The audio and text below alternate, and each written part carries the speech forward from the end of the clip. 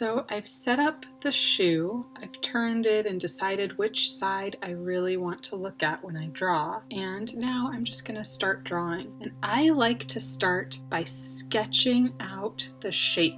So that means I'm going to draw really lightly when I first start to draw. And I'm going to start by looking at one side and just kind of sketching out the shape of it. I'm not worried about little details right now.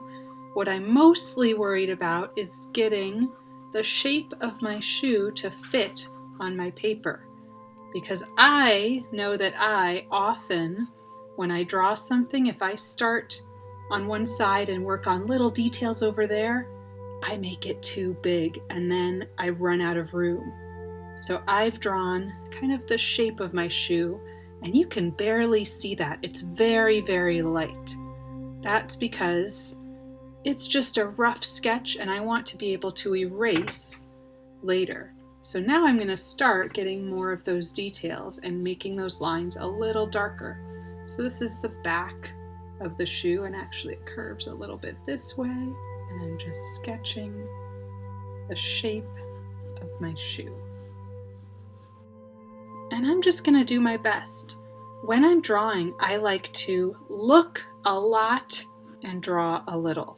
I'm going back and forth. My eyes are moving a lot. They're moving from my paper to the thing I'm drawing. So right now they're looking at this little cute shoe that belongs to Olivia. Now I've got kind of the shape of it even better. I'm going to keep working on those details, and I'm doing little sketchy lines until I get the lines just the way I want them. So I'm still not adding any of the pattern that's on the shoe. I'm just focusing on the shapes, the details that are in the shapes.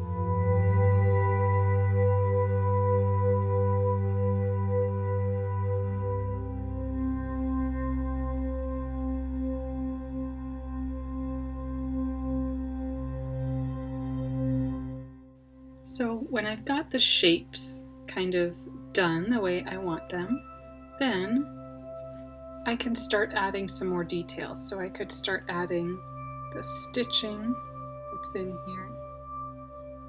And the other thing I can do is add some shading.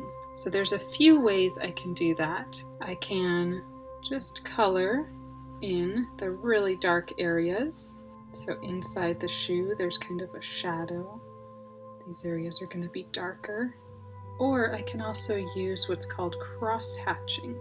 So that's when I draw a bunch of lines going across each other. And where I put them closer together, it's going to look darker. So lots of lines close together to cross-hatch my shading.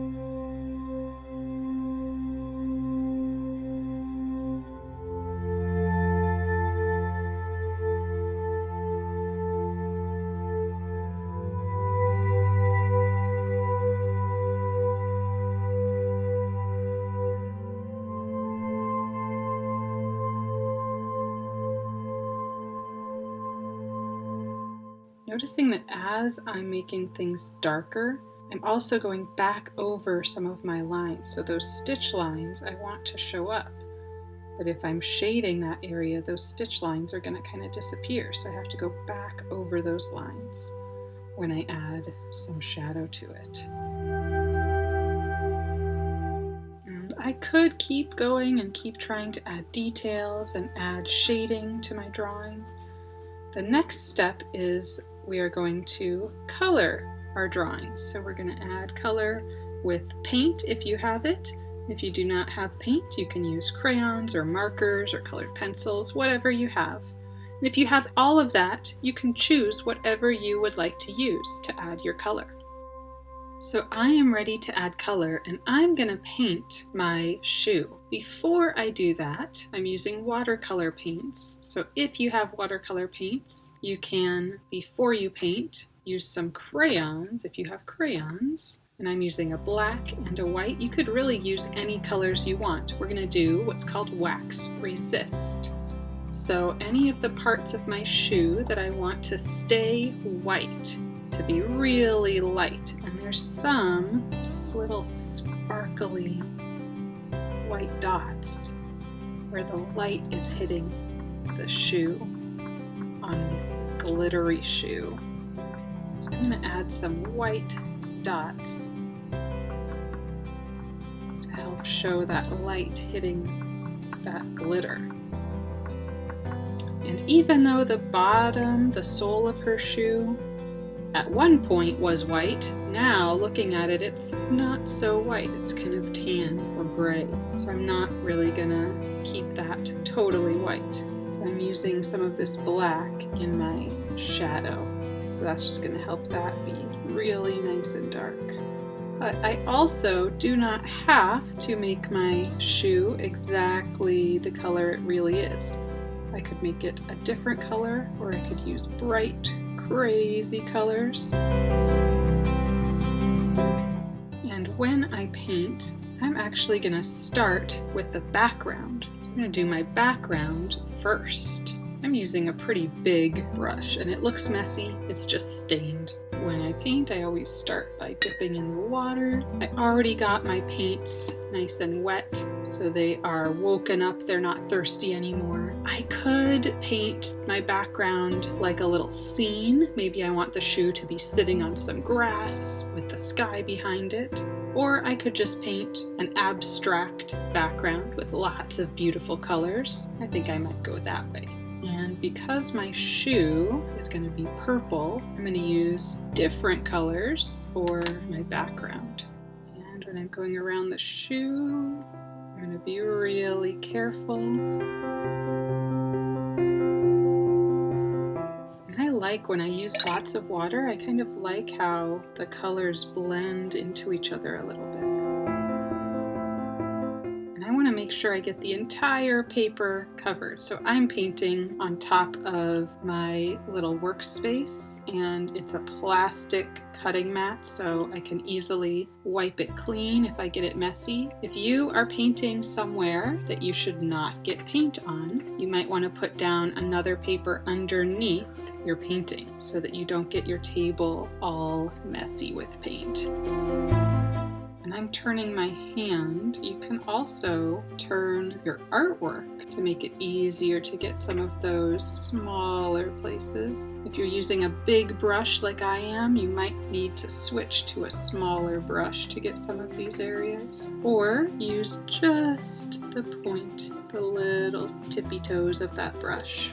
If I am totally done with that background, I might want to let the background dry before I move on and work on the shoe. Or I might want to start on the inside of the shoe where it's not going to touch the background. Because what happens when two paint colors that are both wet touch? See what's happening right here? They're blending together. So if I started adding my purple in my shoe, or my gray or my white, whatever I want there, and it touches that green, it's going to pull some of the green into the shoe. So I want to wait till that background is dry before I continue with painting the rest of the shoe. I could also, maybe I really like this watercolor background and I want to use markers or colored pencils on the shoe. You could do that too, so it's totally up to you. I think I'm going to paint the rest of my shoe, but you can choose what you want to use.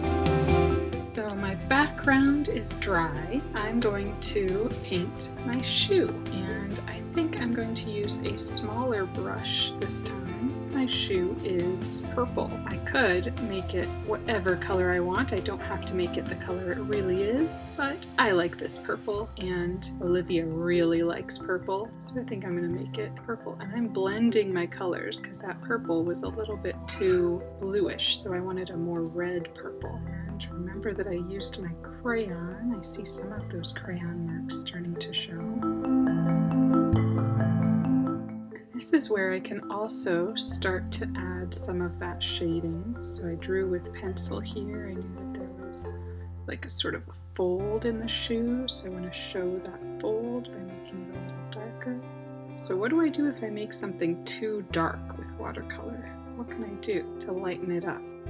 I can add water.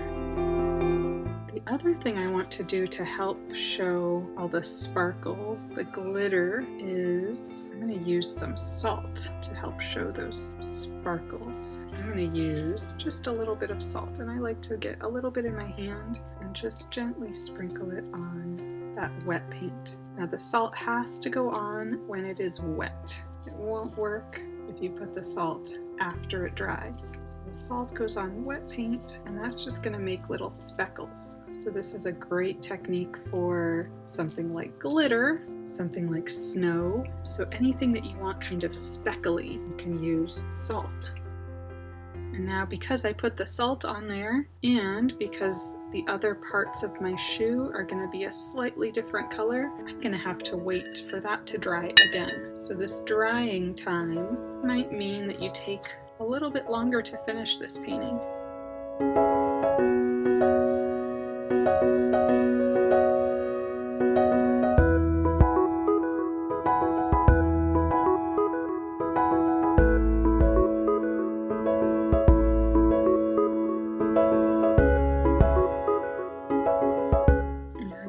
Get a little too much paint in one spot, I can also use a paper towel to clean up that spot. And if I wet the paper towel, it'll take even more paint off. So now I'll wait for that to dry. So I'm on to my last part of painting, finally. So actually, before I start adding paint, I'm just gonna rub the salt off. So now it's all dry. I can just rub it with my finger to get the salt off. And then I'm gonna make sure that salt stays right on the paper. I'm gonna carefully pick up my paper and go dump that in the sink or the trash. So now I have all my little speckles, all the glitter on there, and I'm gonna do the last little bit of painting.